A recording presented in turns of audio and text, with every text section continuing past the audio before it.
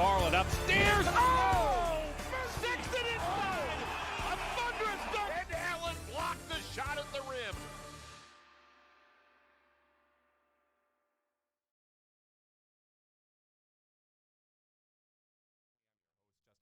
Coming to you live from Rocket Mortgage FieldHouse. We are live, and that person interrupting me is my co-host Carter Rodriguez, who I'm seeing in flesh for the first time today. How's it going, Carter? It's going good, Justin. I was hoping I'd never have to actually run into you, but fate has intervened, and now we're together in the for the very first time, and we got an absolute legend with us, and Austin Carr here. Yeah, Mr. Cavalier, how's it going? Oh, just fine. I'm always excited for opening night. I mean, it's just, and what I see from training camp in the last game, this could be a very interesting year for us.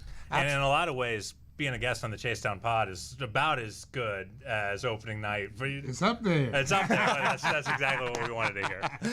Well, speaking of opening night, you got Evan Mobley, who is making his home debut for the Cleveland Cavaliers. What was that experience like for you as a rookie, making your first start or your first game at home? What were those emotions like? Well, it was it's kind of surreal because you really you have confidence in what you're doing. You know your offense, you know your defense, you know your assignments. But that first time out there with the uniform on is in front of your home fans.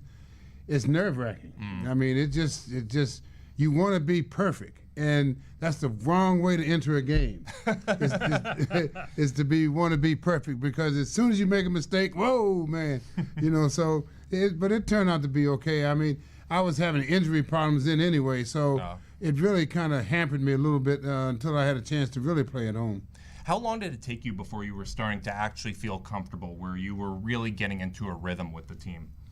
Probably about 10 games. It took me a while. I mean, in training camp, because we would always have, 2-a-day practices for the whole month. So I had gotten into a rhythm, but it's a difference. I always tell people, when the bright lights are on for real, it's a different world. The cadence is different. The way you play the game is different. The way your opponent plays is all different. So it took me about 10 games to start getting the feel for where my teammates would be and where I should be at the right time. Well, if it takes 10 games, then boy, am I excited to see what Evan Mobley's going to do. Oh, he looked amazing in that first game. I mean, was a real impactful player defensively. Was a little quicker on the trigger with that jumper than he was in preseason. Definitely was looking to attack. What did you see out of him in that first game, and kind of where do you think he can build off of? Oh, he plays a well-rounded game. He had 6 assists as well as 17 points, I think, 8, 9 rebounds, almost a double-double. Even had a block shot. He actually altered more shots than they actually gave him credit for. And I like the fact, all he really needs to me is a little strength in his lower body, because he likes that crossover dribble. And when you cross over like that, the first thing you're going to get is a bump in the lower body. And that's where they kind of sometimes knock him off. But when he gets to the point where you can bump him and you can't stop him, he's going to be a hard man to handle. And he shoots the ball better in real time than he does in like practice and stuff. I really like that about a player, because his focus seems to be right there when he needs it. I'm so impressed by Mobley, and the thing that stands out to me, I mean, one of the big surprises going into that game was that Lauri Markkanen was starting at the small forward spot, that they were in fact going forward with that 3-big lineup that had success in the preseason. And I feel the defensive versatility of Evan Mobley really helps make those lineups work. There were times where you could tell in semi-transition that Charlotte was getting to the rim, but as the game progressed, it seemed like they got a little bit better of a handle on that. What defensively, what kind of adjustments do you think they can make going into this game to help prevent some of those semi-transition opportunities? Well, it's usually the way you handle a pick. In other words, don't run into the pick, go either on the top or the bottom. But when you run into it, that puts a whole different stress on the guy who's guarding the guy coming off the pick.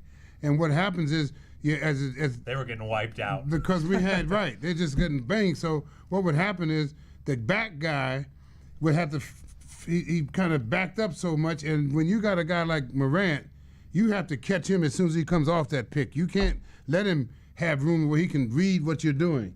You got to get him right away and force him to make a decision. You know, and so those are little things that will happen. And another thing on defense, I think, which we did a lot with Nate Thurman, they have to learn how to funnel guys to the big people. And now that you have Allen in the back of him, what happens is you when he comes off that pick, you funnel him right into the big guy, because the big guy has the ability to go lateral. So you can't get by him. Now that stops the offensive thrust. Now once you stop that thrust, the guy in the back, who is also 6'11", 7 foot, now he can fill in for this guy, and now you stop the offense, you stop the penetration. And that's the only thing we didn't do in Memphis, is we let them have too much penetration without anybody being there to stop it or slow it down. And you know, it's funny you talk about Evan Mobley, and I felt like I kind of noticed him, even though he did make a good impact defensively. There are some of those little rookie lessons that you do learn. Like, yes. You know, there were times where he was letting Ja Morant get right into his chest, and yes. You know, in college, I'm sure he swats half of those shots. Right. You know, and you could almost watch him defensively going like, oh, I normally block this guy. Yeah. And Ja is just scooping it under his arms and making easy layups. Right. So I think even though Mobley is that elite defensive talent, there's so much craft that he's going to add to his game that will make that will turn him into a true floor raiser on defense, as opposed to a dude who just wipes out dudes who are trying to ISO him, because those are two very different skills. Well, the finishing ability that he's going to have on defense is this. What he's going to understand is who comes off the pick and shoots, who comes off the pick and drive. You get all that from experience of going through it, and that's what he has to do. Now, the next time he plays against Morant, he'll play him different. He'll understand him different. See, and that's the way the league is. That's what you have to do, is you have to have experience to go along with that talent. But that young man is full of talent, and he's going to have a nice career in this league for a long time. Absolutely. And well, we're hoping. Yeah, no kidding. Right. One of the things going into this opening weekend is that experience that they got from that Memphis performance. You're going to have opportunities because you're going against dynamic guards in LaMelo Ball and Trae Young. And this young Cavs team is being tested so in such an extreme way right off the bat. But one of the things is they did bring in guys like Ricky Rubio and Ed Davis to be those veterans for this young team to help kind of mitigate some of those growing pains. What can a veteran like a Ricky Rubio or Ed Davis do for these young players as they try to develop consistency in the NBA? Well, I think what happens is what they do is like Ricky is so good for the team because Sexton and Garland can learn from watching how he comes off the pick, how he uses the pick, how he on both ends of the ball. On both ends, right, yeah, right. How he does a good job of not and that's where you learn. That's how you learn, from watching somebody that you respect and somebody that you know can do it, and that's how it's going to happen. You kind of absorb it. You know, it just kind of comes to you. You see it so many times. It happens to you so many times. You get your shot blocked. You get scored on. After a while, you say, well, wait a minute, I got to do something a little bit different. You know, and really, that's kind of why I'm happy with what we're doing this year with the big guys, because you can't continue to play the same way and expect a different result. That's just not going to happen. So I like the fact that we are trying to do something different to get the result we're looking for. I mean, I wanted to ask you about Lauri Markkanen, because he started at the 3, he's obviously going to play a lot of 4 this year. What did you see from him in that opener? Because I think he actually had one of the more rough times. I think he took a second, kind of start feeling the game coming to him. What do you think he kind of needs to improve on off of that opener, especially on the defensive end of the ball, where he got caught in no man's land? Well, a lot of times, not understanding the way the threes operate. I mean, he plays the 3 well. And he has the ability to defend. He just has to know how to and when to. He can move his feet. He is not a bad athlete. Right. He can move his feet, and that's good. So it's just that he has to understand and learn, you know, like you say, he got caught a lot of times taking a step forward when he shouldn't have He should have stayed level with the guy instead of taking a step forward. Now, once you expose one of your legs one way, a guy with the ball is going to attack that leg. Especially a faster guy. So he has to understand that. And once he starts understanding how to deal with the threes in the league, because he has He's about 7 foot anyway. He runs the floor well. He has the ability. He just has to get the know-how and how to and when to use what he has. The key for us, though, on that end is to make sure that, see, by having all those big guys out there, it really flattens out the offense. But we have to learn how to do it properly. You know, if you're a step late and this guy penetrates, now that throws the whole synergy off of the defense. So you have to make sure that when you're there, you got to be there on time. So now the backside of the defense can read what's going on. So, man, I'm really excited with what we have. We just have to learn how to use it, because if you look at it, that's what they had. Memphis had. They had 6'11", 6'11", 6'9". 6'9". Kyle Anderson out there. So they had all those three guys, and they play big, and they use it right, and they know how to use it defensively, because they led the league in points in the paint. They led the league in fast break points and second chance points. So that means they're using their size to their advantage. So that's where I'm looking at us to become. Yeah, this is going to be a season where there's obviously going to be growing pains. I feel like it's going to be tough game to game, even to analyze a game to game. 22-year-olds. Or quarter to younger. quarter. I mean, the third quarter, I felt the defensive effort and the communication was better. But one thing that struck me was even the starting lineup did not play a minute together in the preseason. Of course there is going to be miscommunication and growing pains, but one of the pieces... Take it back. They did play a little bit of the preseason, but they didn't start. Right. That's a good point. Right. That's a good point. Right. But there's going to be growing pains there. But one guy that really impressed me with adjusting to kind of a new dynamic or a new role was Colin Sexton. Yes. I felt, yes. I mean, we've seen him have spectacular games. And he had before. a rough preseason, too. Right. I mean, That's true. it was not a smooth preseason. Because it's a different game for him. Yeah. See, Colin's game was set up to play kind of outside the system. Now he has to play in the system, which means as a player, he has to play more without the ball, which he's not used to. He has to get used to that. And he has to know, I mean, which you can see, he has the quickness. Back doors are there. Yeah, he's when to shown come some off the pick. instincts as a cutter. Right. So as a cutter, I mean, there's a lot of good things out there, but he has to see them now. And the way he was using it, the way we were using him, is more of a kind of, the system is there, but he can play outside the system. Now he has to play inside the system with the passing and knowing when to pass, when not to pass. All that has to be, sort of swallowed and understood, and mentally and physically, of how to do it. Once he gets that, because he has the quickness, the strength to do all that. The only thing he has to do now is just to make sure that when to do it, because sometimes he gives the ball up and you can't do anything with it. Right. You know, so and I remember in my day, the veterans would flat out just turn their back on you, let the ball go out of bounds. They hated that. Don't give me the ball with 2 seconds left and bail you out. They hated that. So those are little things that he's going to learn, and then once he learns that, now he knows how to play within the system, and the system is a good system. Yeah, like we've seen him have spectacular games before where he's scoring 30, 40 points, but I felt he was dominant in ways without having the ball, which is the next step for him. And for yourself, like, you were a hell of a scorer. What was that process like, going from, okay, I know how to get my own bucket, I know how to get my own shots, but learning how to translate that to the team environment, figuring out what balance of when to pass, when to give it up, how to read the defense. What is that process like as you gain experience and you kind of become more of a veteran yourself? Well, see, now what you're talking about is how you run your offense. So that's the only way you can and get that going the way you want it to go, is because the ball has to be, you have to understand when the ball's coming, when it's not coming, and what's going on. So you can read what the defender is. To me, I always had more success when the defender knew what I was going to do, because now I can read him. If he's going to drop below the pick, I'm over the top. If he goes to the top of the pick, I'm below the pick. If he comes to the side, I can fade. So, I mean, you see all that and you know all that by understanding the offense and how the ball is moving.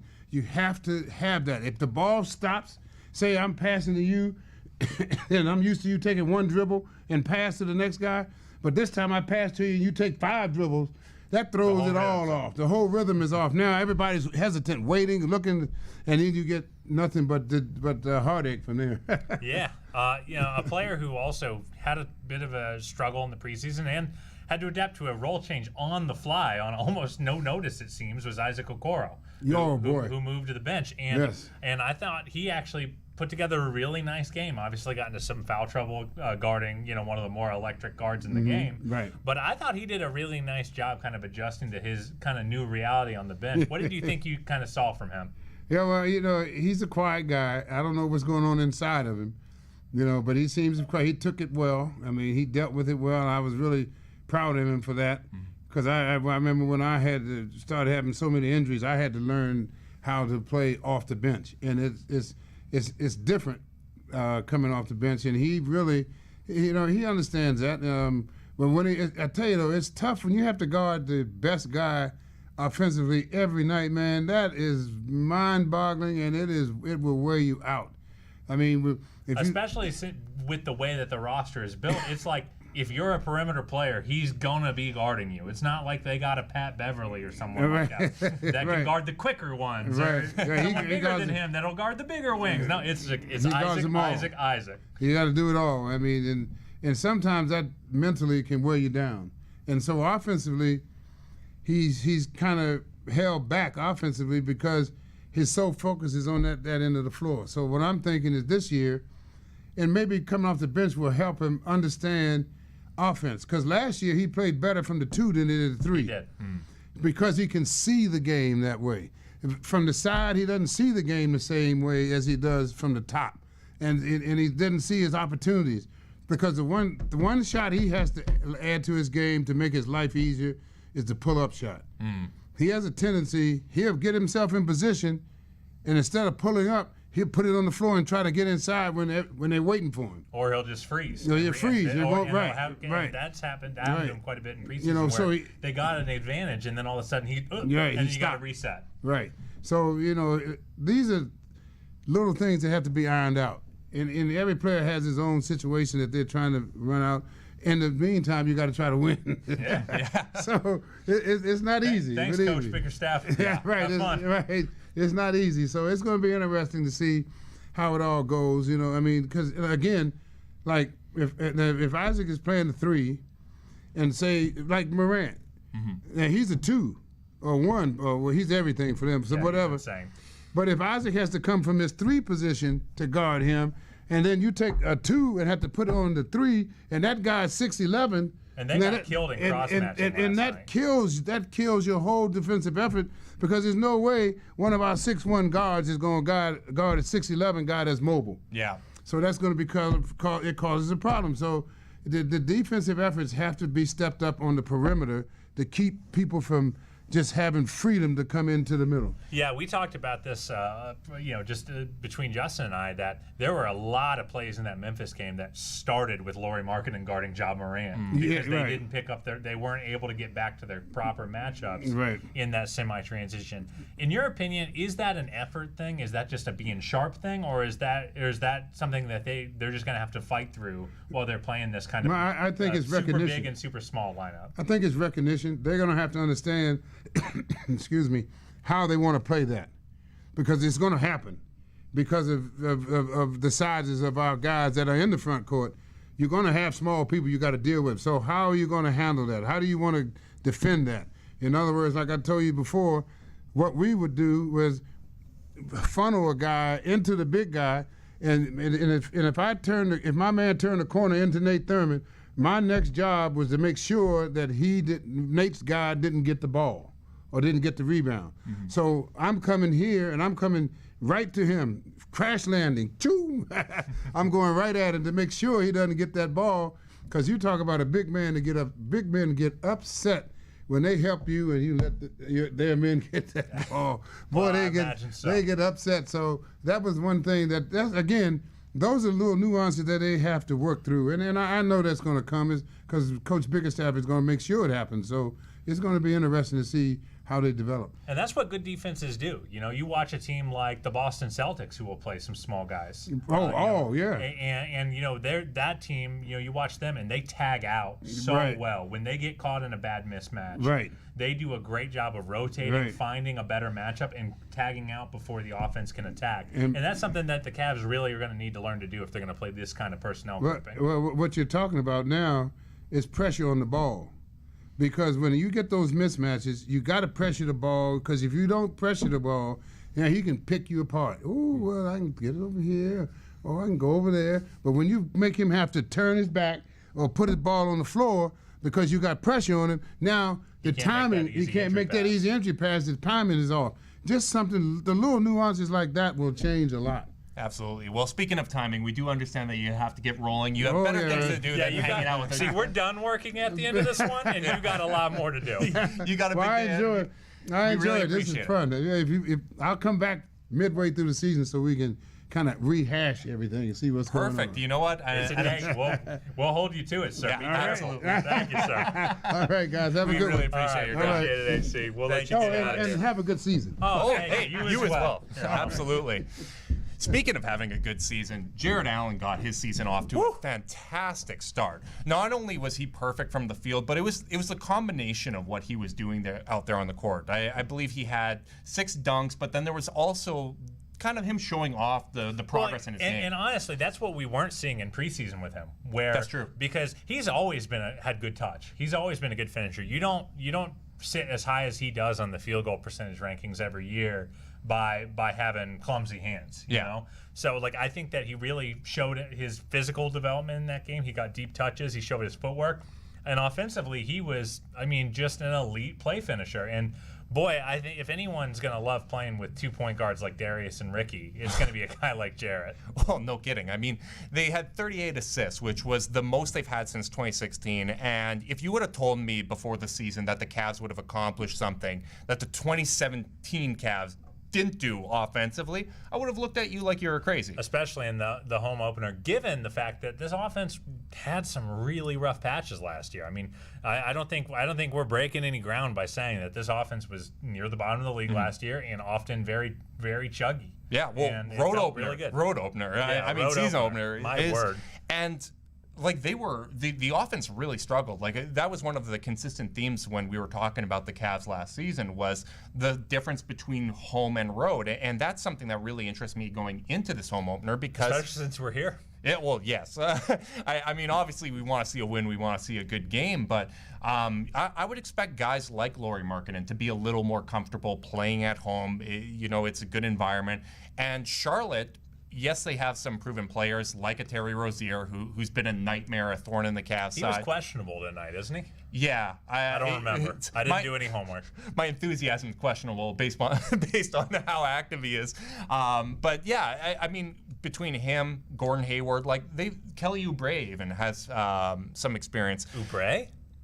Yeah. Oubre.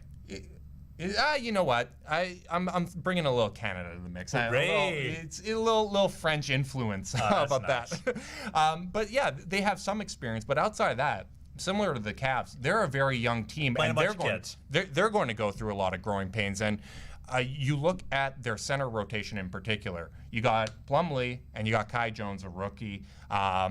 Indiana really took advantage of them on the inside, and that's got to be a point of emphasis. Well, for the it has Cavs. to be, especially after the opener where they got roughhoused by Steven Adams and co. There was a lot of physicality. Thank you to our dear friend Brandon, who is moving our mic, and we had a background change too. Woo! This feels dynamic.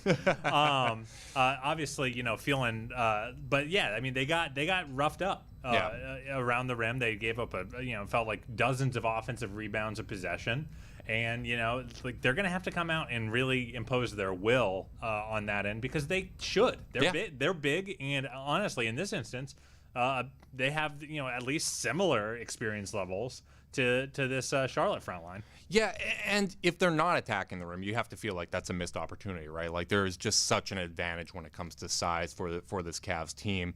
And like, as good as they played offensively, you still feel like they could play better. Like, Lauri Markkanen could play better. Darius Garland had, as you pointed out, like 5 shots that were basically 90% in, assuming he plays tonight, of course.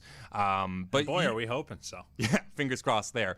But you feel like there's still a ceiling that this team hasn't touched, which, again, goes back to what we'll be seeing all season probably, which is they're probably not going to be as bad as they are in their worst moments, and they're probably not as good as their best moments yet, but those best moments show you a flash of what this team and this core can become. Yeah, I'm really excited. You mentioned the room for improvement on offense. They didn't have a ton of turnovers, but the ones they did were really, really painful. Yeah, few pick sixes. Yeah, a couple pick sixes that really, really changed the momentum of the game.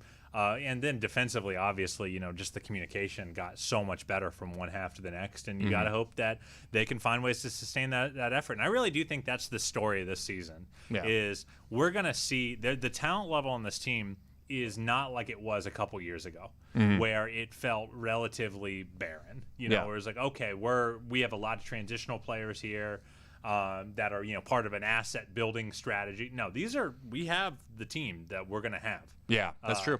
And I think what we're going to see with that talent is bursts of really exciting plays. Like, we are not talking about this team like they just lost by double digits. No. In their home opener. We're talking about a team that had left us feeling really excited. But they are going to have to they're going to have to turn those bursts into sustained successes. Yeah. And that's really the challenge for any young team. And I think that really is going to be the story of the year. Yeah, and it feels so much easier to evaluate this team knowing that the core is in place, right? Like, you do have these foundational pieces, and they fit together. I mean, there is still awkward parts like starting Lauri, where there is pluses and minuses. You're making compromises, and as you go down the rotation, almost every lineup is going to have those. But because you do have that core in place and you have that foundation, and the talent level, frankly, is pretty good. Right, and what did we say coming into this season? We wanted to see, now that the talent is there and the pieces are in place, does this offense look more modern? Yeah, right. Are they actually able to use those pieces, right? Because that was the thing. It's a JB Bickerstaff, the coaching staff, the players, every single one of these entities is going to be evaluated on the performance throughout the season. But I mean, it's like what we said when we were talking to Coach Lowe in our season preview on Monday. Was that Monday? My goodness, it feels like 6 weeks ago. Yeah, I know. But when we talked to Coach Lowe on Monday, we said the real challenge for this team is for them to eventually become more than the sum of their parts. Yeah. That is really the thing that we haven't seen yet from this team. That culturally they need to find their way there, and I do feel like that is an attainable goal this year. I think that's why we haven't really spent a lot of time talking about playoffs, play-in, whatever. No. Like, and we've dabbled, but we haven't, because we're really trying to be process focused here. We're trying to figure out exactly kind of what's going to make this team be more than what it is right now. Right. Because that's the road. If you look at that Memphis team or even the Charlotte team that they're playing tonight. Actually, you know what? We're playing tonight. I'm in the Cavs facility, damn it. When you look at those teams, they currently are modeling what we want to see from the Cavs. That's true. Yeah. And ultimately, it's going to be up to the players and up to the coaching staff to make it work. Yeah, I mean, Charlotte in particular, I think, is a really great case study, and this is going to be a measuring stick game in a lot of ways, because they are also a team that missed the playoffs last season, and they're trying to get into that play-in mix similar to the Cavs.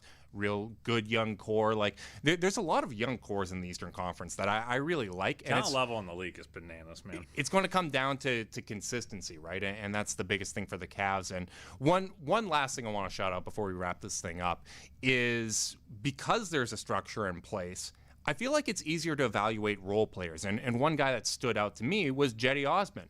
He seemed to be in a more comfortable role, understood what he needed to do there on the basketball floor. And because he was playing that simplified role, he was incredibly effective and stepped up with Dylan Windler and some other guys out. Yeah, and it's funny because, I think some fans might be a little grumpy bringing up Jetty, because we did have 2 turnovers in that fourth quarter But I think really that's even more emblematic of like what we want to see out of a player like that. Where I saw I think it was David Zavak, our dear friend David, tweet something along the lines of like, one nice thing about the Cavs talent level being higher is it allows an opportunistic player like Jetty to play opportunistically. Yeah, that's true. And, when we ask Jetty to run 30 pick and rolls a game, you're going to have variable results. I mean, it's not really the role that he should be being asked to play. So when we saw Jetty excel in that game, it was when he was finishing plays, when Ricky was making insane passes to him for wide open threes. When did we see him struggle? When he was taking a bit on more initiation than is kind of fair for the role that he needs to be asked to play. Yeah. So, that's really what I'm hoping they can kind of drill in on is, hey, we got the talent now. We don't need everyone to be everything on any given night. We need you to do a very specific task, whether it's run the floor in transition, whether it's hit your open threes, whether it's, stay balanced on defense. And that's where, that backup three, because, by the way, I don't know if we haven't talked about this at all, even off pod. JB ran nine players last night. Yep. Even with some folks banged, and maybe that's because some folks were banged up, but, both of us, at least I've been on team run a 9-man rotation. Yep. And, whoever that 9th man is going to be, I think how well they do that, those kind of key things, staying in their role, being opportunistic, that's who's going to win those minutes in the end. I agree, and I think having that internal competition between Jetty Osman, Dylan Windler, and Lamar Stevens and the other guys that are competing to be that 9th man, that helps, right? Like that lets people know that when you do get your opportunity, we need you to stick to your strengths, stick within your role.